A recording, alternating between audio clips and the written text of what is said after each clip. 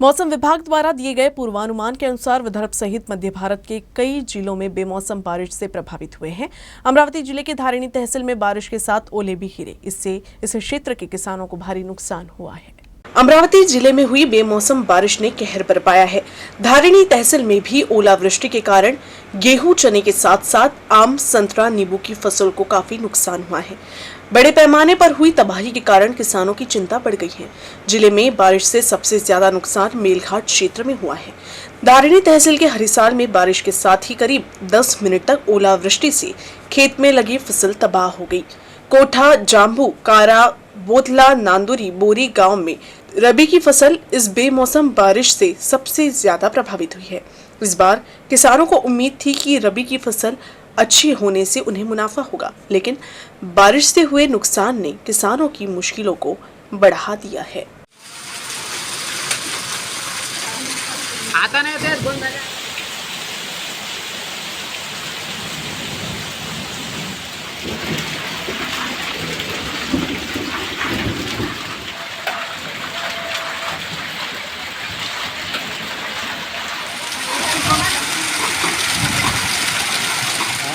इस बेमौसम बारिश और ओलावृष्टि से फसलों को भारी नुकसान हुआ है। चांदोर रेलवे तहसील में फल बागों को भी भारी नुकसान पहुंचा है। अमरावती जिले में शुक्रवार रात तेज हवा के साथ बारिश हुई।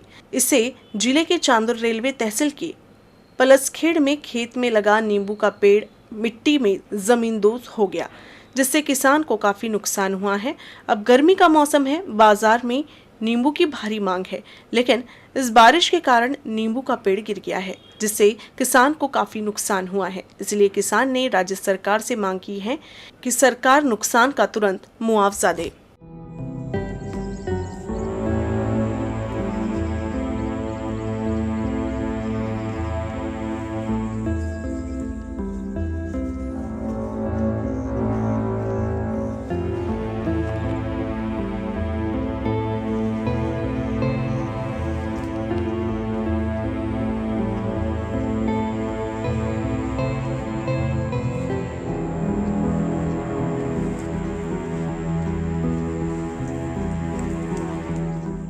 अमरावती में H3N2 के 2 और मरीज पॉजिटिव हुए हैं। अब संक्रमित मरीजों की संख्या 3 हो गई है। एक दिन पहले अमरावती शहर में H3N2 इन्फ्लुएंजा का पहला पॉजिटिव मरीज मिला था, लेकिन अब और 2 नए पॉजिटिव मरीज आए हैं। अब H3N2 के 3 मरीजों का अमरावती शहर के जिला सामान्य अस्पताल में इलाज चल रहा है। सर्दी, बुखार, खांसी, सांस लेने में तकलीफ और नाक बहने जैसे लक्षणों के चलते इनके सैंपल जांच के लिए भेजे गए हैं। इनमें अमरावती शहर के अकोली रोड का 35 वर्षीय व्यक्ति पहला मरीज है। शनिवार को अमरावती में एक 14 वर्षीय लड़के और 29 वर्षीय युवक की रिपोर्ट पॉजिटिव आई है। डॉक्टरों ने नागरिकों से सावधानी बरतने की अपील की है। पहले कोरोना का हॉटस्पॉट रहे अमरावती शहर में H3N2 के 3 मरीज मिलने से स्वास्थ्य विभाग अलर्ट हो गया है। डॉक्टरों ने नागरिकों से अपने स्वास्थ्य का ध्यान देने की अपील की है। प्रशासन ने जिला अस्पताल में H3N2 वेरिएंट के लिए वार्ड नंबर 10 को विशेष रूप से तैयार किया है। इसी वार्ड में तीनों मरीजों का इलाज चल रहा है। सर्दी, बुखार, खांसी, सांस लेने में दिक्कत और नाक बहने के लक्षण के चलते इन मरीजों के सैंपल जांच के लिए भेजे गए थे। रिपोर्ट पॉजिटिव आने के बाद उनका उचित इलाज किया जा रहा है।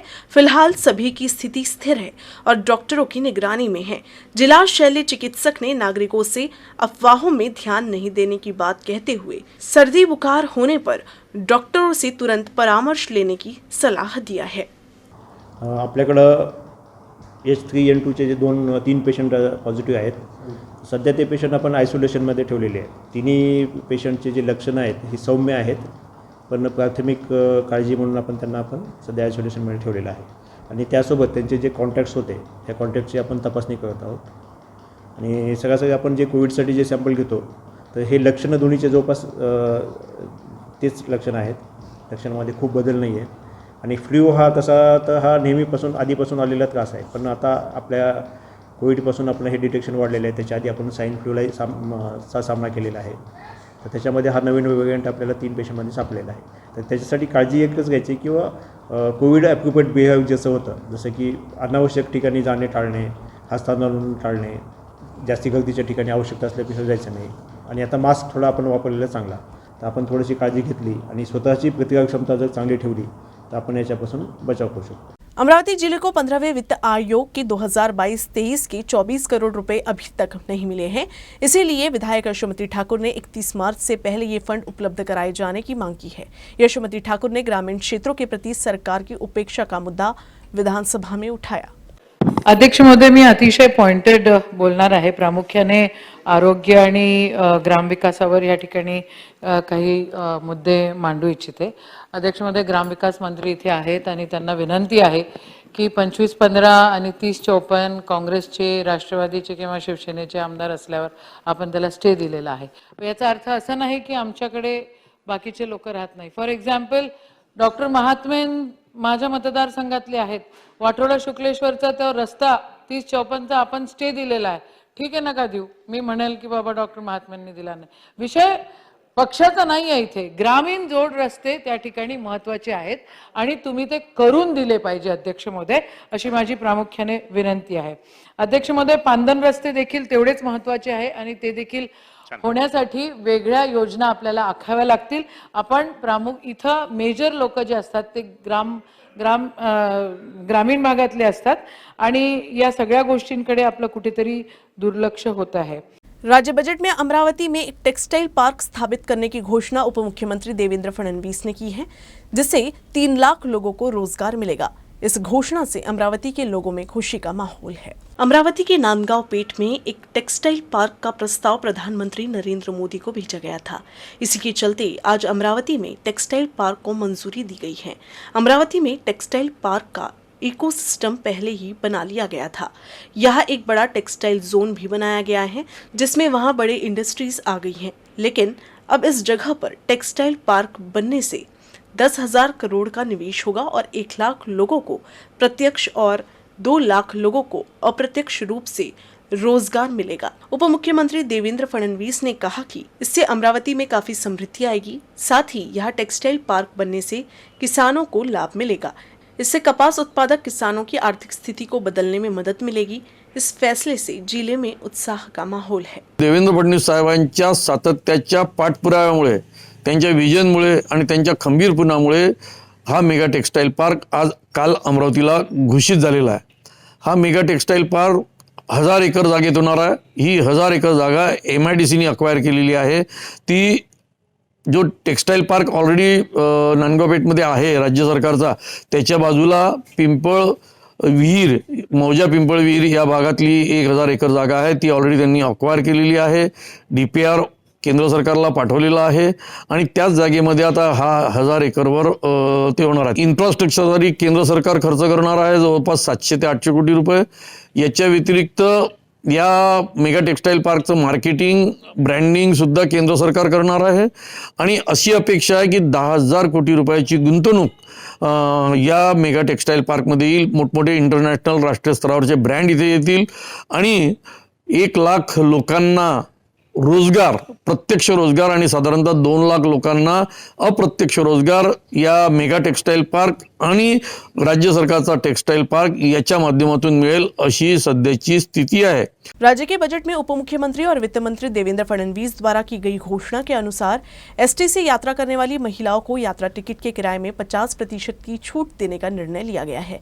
इस संबंध में शासनादेश जारी किया गया है। इसी के तहत अब छूट शुक्रवार से लागू कर दी गई है। इस छूट को अमरावती जिले में भी लागू किया गया है और इस छूट को महिला का अच्छा प्रतिसाद मिल रहा है। ST महामंडल की इस योजना को महिला सम्मान योजना के नाम से जाना जाएगा। महाराष्ट्र राज्य सड़क परिवहन महामंडल पहले ही राज्य के यात्रियों के लिए रियायतों की घोषणा कर चुका है। राज्य सरकार द्वारा लगभग 30 प्रकार की रियायत दी जाती है। रियायत शुल्क की प्रतिपूर्ति राज्य सरकार द्वारा महामंडल को की जाती है। राज्य परिवहन महामंडल द्वारा 30 विभिन्न सामाजिक समूहों को यात्री किराए में रियायत दी जा रही है। राज्य सरकार ST महामंडल के माध्यम से समाज के विभिन्न वर्गों को यात्री टिकटों के किराए में 33 से 100% तक की रियायत देती है। इससे पहले स्वतंत्रता के अमृत महोत्सव के मौके पर राज्य सरकार ने इसी तरह की ST बसों में 75 साल पूरे करने वाले वरिष्ठ नागरिकों को मुफ्त यात्रा छूट देने की घोषणा की थी। 65 से 75 वर्ष के वरिष्ठ नागरिकों को एसटी बस टिकट किराए में 50% की छूट देने की घोषणा की गई।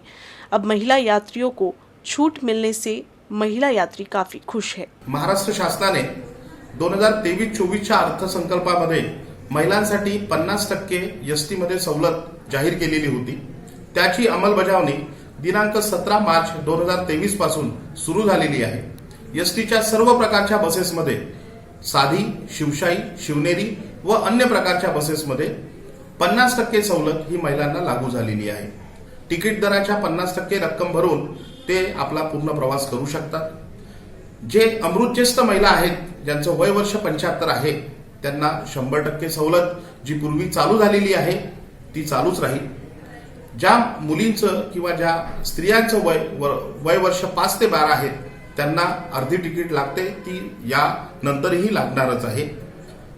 साधारणतः महिलांनी ही जी सवलत आहे या सवलतीचा लाभ घेऊन एसटी महामंडळाच्या उत्पन्नामध्ये भर पडण्याची एक संधी आम्हाला उपलब्ध करून द्यावी व किफायतशीर व सुरक्षित प्रवास कुठल्याही खासगी वाहनाने न करता एसटीनेच करायचं मी महिलांना आवाहन करतोय। राज्य के उप मुख्यमंत्री देवेंद्र जी फडणवीस ने इस बार के बजट में राज्य परिवहन महामंडल की सभी प्रकार की बस सेवाओं में महिलाओं को 50% की छूट दी है। महिला को बस यात्रा में मिली ये छूट लागू भी हो गई है। राज्य सरकार के इस फैसले का स्वागत करते हुए अमरावती में भाजपा महिला मोर्चा द्वारा बस स्टैंड पर जोरदार जल्लोष किया गया। एसटी बस में अब महिलाएं मात्र 50% किराया भरकर भुगतान कर यात्रा कर रही है। सरकार द्वारा महिला यात्रियों के लिए दी गई इस सुविधा से सभी महिला यात्री काफी खुश है।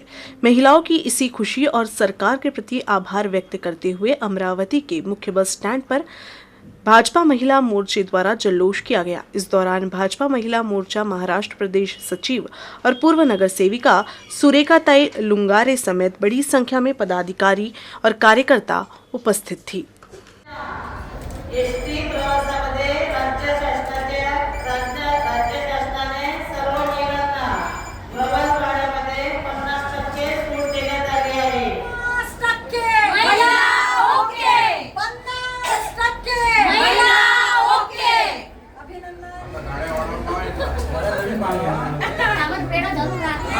तुम आगे बढ़ो, हम तुम्हारे साथ हैं। तुम आगे बढ़ो, हम तुम्हारे साथ हैं। लाल परी चीजें महिला ओके, 50% महिला ओके। लाल परी महिला की भरारी, लाल परी चीजें महिला की भरारी। अकोला जिले में H3N2 वायरस से संक्रमित एक बच्चे की मौत हो गई। मृतक 7 वर्षीय बालक वाशिम जिले का रहने वाला था और अकोला के एक निजी अस्पताल में उसका इलाज चल रहा था। उसकी मृत्यु के बाद H3N2 वायरस से संक्रमित होने की रिपोर्ट पॉजिटिव आई। विदर्भ में भी H3N2 वायरस का संक्रमण बढ़ने लगा है। नागपुर, अमरावती के बाद अकोला और बुल्ढाना जिले में भी इस वायरस के संक्रमित मरीज मिले हैं। अकोला में एक वायरस से संक्रमित मरीज की मौत का पहला मामला सामने आया है। वाशिम जिले में 7 वर्षीय बच्चे की तबीयत खराब होने पर उसे बेहतर इलाज के लिए अकोला के एक निजी अस्पताल में भर्ती कराया गया था, जहां डॉक्टरों की पूरी कोशिश के बाद भी बच्चे के सेहत में कोई सुधार नहीं आ रहा था, जिसके बाद बच्चे का सैंपल जांच के लिए भेजा गया था, लेकिन जब तक रिपोर्ट आई उससे पहले ही बच्चे की मौत हो गई। बच्चे की मृत्यु के बाद उसके H3N2 वायरस से संक्रमित होने की पुष्टि हुई है। अकोला जिले में H3N2 के साथ ही कोरोना का भी खतरा बढ़ने लगा है। ऐसे में डॉक्टर सभी से स्वास्थ्य पर ध्यान देने की अपील कर रही हैं। पुरानी पेंशन योजना लागू करने की मांग को लेकर सरकारी कर्मचारियों का हड़ताल जारी है। अकोला में हड़ताल में शामिल कर्मचारी अपनी मांग को सरकार तक पहुंचाने के लिए विशाल मार्च निकाले। राज्य सरकार के अधीन कार्यरत अधिकारियों व कर्मचारियों की पुरानी पेंशन योजना को लागू करने की मांग करते हुए 14 मार्च से राज्य भर में अनिश्चितकालीन हड़ताल शुरू है। अकोला जिले में इस हड़ताल में हजारों कर्मचारी शामिल हुए हैं। इस हड़ताल की वजह से सरकारी कार्यालय में कामकाज लगभग ठप पड़ चुका है। वहीं सरकार तक अपनी मांग को प्रभावी ढंग से पहुंचाने के लिए हड़ताल में शामिल कर्मचारियों ने भव्य मोर्चा भी निकाला। इस मोर्चे में बड़ी संख्या में कर्मचारी शामिल हुए।